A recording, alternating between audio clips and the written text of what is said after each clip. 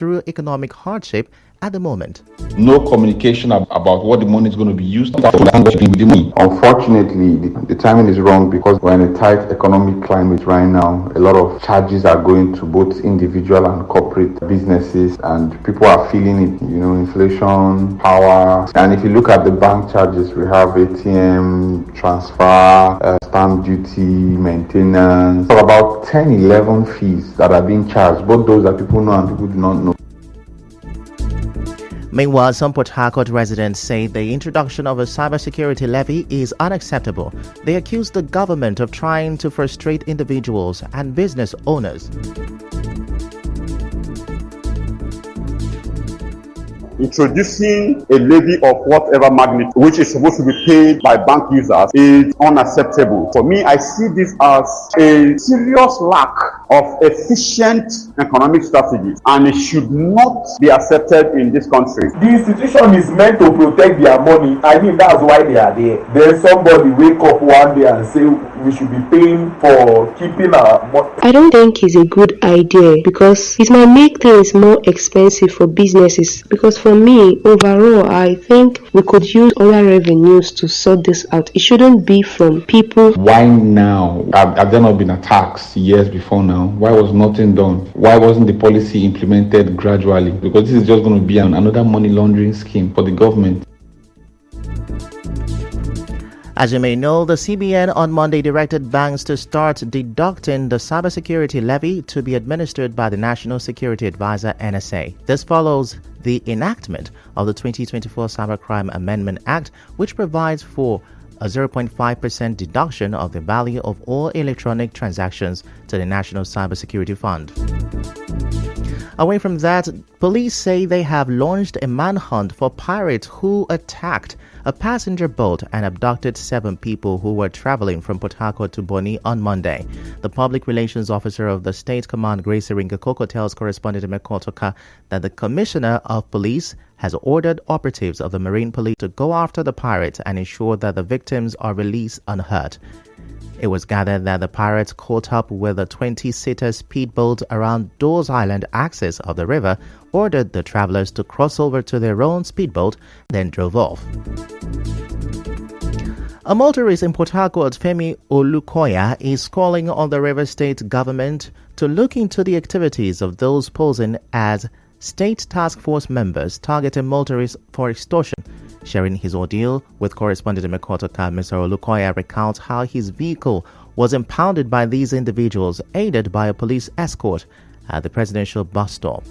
He said he was coerced into paying 23,000 naira at the River State Transport Company premises at the Waterlines axis of Port Harcourt for his car to be released to him.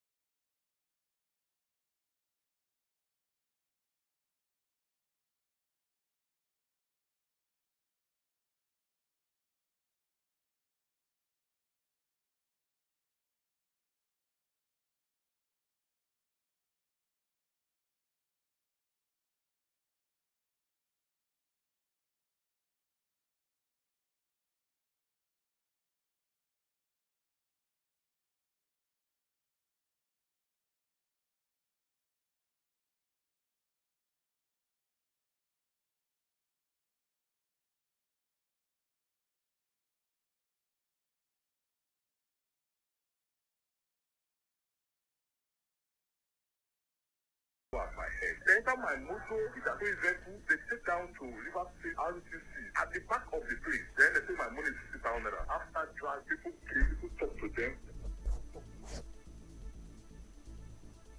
People talk to them, they collect 23,000 naira from me without money. They should ban them, they are criminal. Because it's risky. Where they're taking people to, the place is not, no office. They say the government don't appoint them. No name, no sticker, nothing. And they have about 7,000 policemen. They carry one airport and one toy vehicle. They move in convoy. Moving on, Governor Fubara plans to give an account of stewardship on May 29 as part of a 20-day event to mark his 1 year in office. The chairman of the Central Planning Committee and secretary to the Rivers State Government, Hamida Nagogo, made this known while briefing journalists in Port Harcourt on Tuesday. And at that event, which is on the 29th of May, the media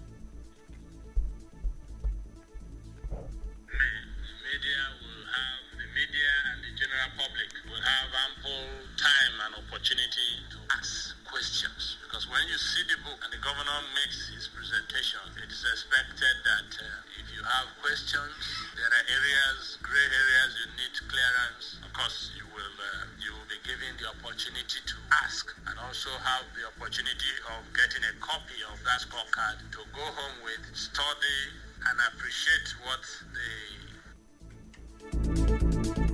He said 10 projects have been earmarked for inauguration and flag off in various local government areas of the state, but there would be no elaborate fanfare to celebrate the anniversary. He doesn't want us to embark on an elaborate voyage of celebrations, spend so much money on funfair. That is not what he is about. He wants us to just do exactly what is crucial and critical to let the people know what the government is doing and the direction of the government. Most of his activities, the focus of the government, the projects embarked upon, everything will be published in a book.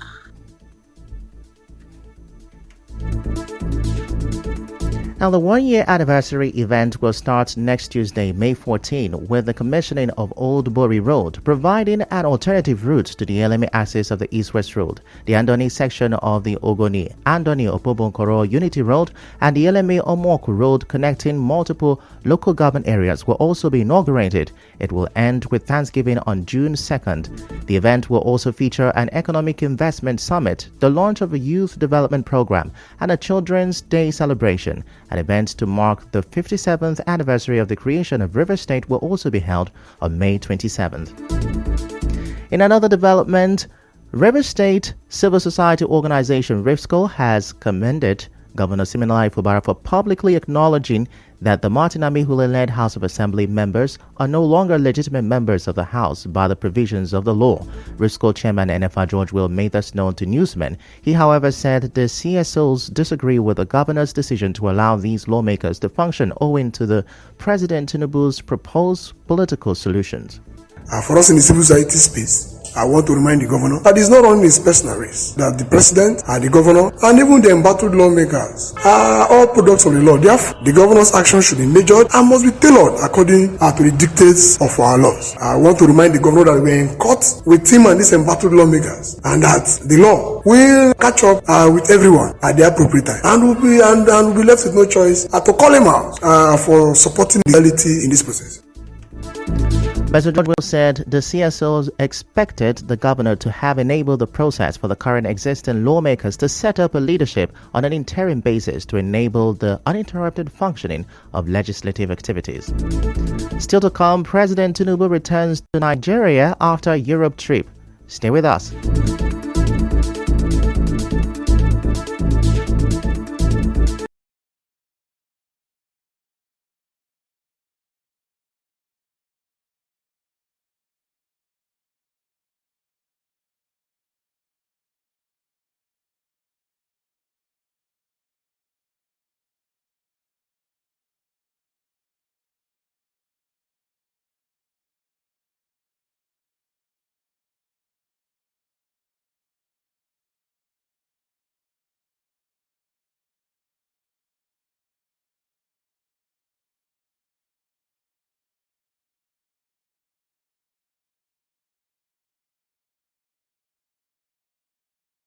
Abroad. Now, he's said to have arrived at his official residence in the Aso Rock Villa early this morning. President Tinubu had left Abuja for the Netherlands on April 23, 2024 for a 3-day official visit upon the invitation of Dutch Prime Minister Mark Rutte.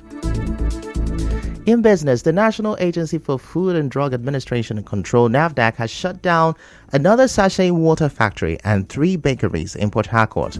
Now, the bakeries in Rumot Barali were shut down for operating in makeshift settings of wood, iron sheets, and tarpaulin, as well as the use of generators inside production rooms. The NAFDAC coordinator in Rivers State, Emmanuel Onogu, led the operation. Now, he said the sachet water factory along Mboba-Choba Road was shut down for producing in a facility different from the one they registered with NAFDAC. He said the factory did not conform to standard practices. In entertainment, Nollywood is mourning veteran actress Elizabeth Evoeme, popularly known as Ovalaria, who died at the age of 81. Ovalaria was popular in the 1980s TV sitcom The New Masquerade. Nollywood actor Jide Kosoko, in an interview, described the late actress as a disciplined woman who had contributed immensely to the growth of the entertainment industry. In sports, the Olympic flame arrived in France today, where a highly choreographed ceremony and a crowd of 150,000 people will be a first major test for organizers and security forces ahead of the 2024 Paris Games. And now, we bring you news from around the world. The U.S. has paused a bomb shipment for Israel over concerns it was going ahead with a major ground operation in the southern Gaza city of Rafah. A senior U.S. administration official said the shipment consisted of 1,800 bombs and 1,700 bombs. Israel has not fully addressed U.S. concerns over humanitarian needs of civilians in Rafah, and there's been no immediate comment from Israel.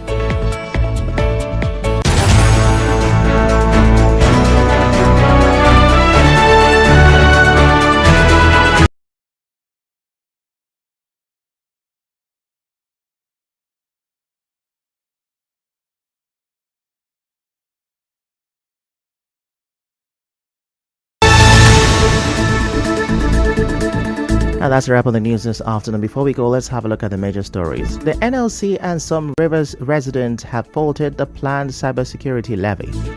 The Rivers State government is planning a 20-day event for Governor Fubara's 1 year in office. NAFDAC has shut down 3 bakeries in Port Harcourt. And on the foreign scene, the U.S. has paused the shipment of bombs for Israel.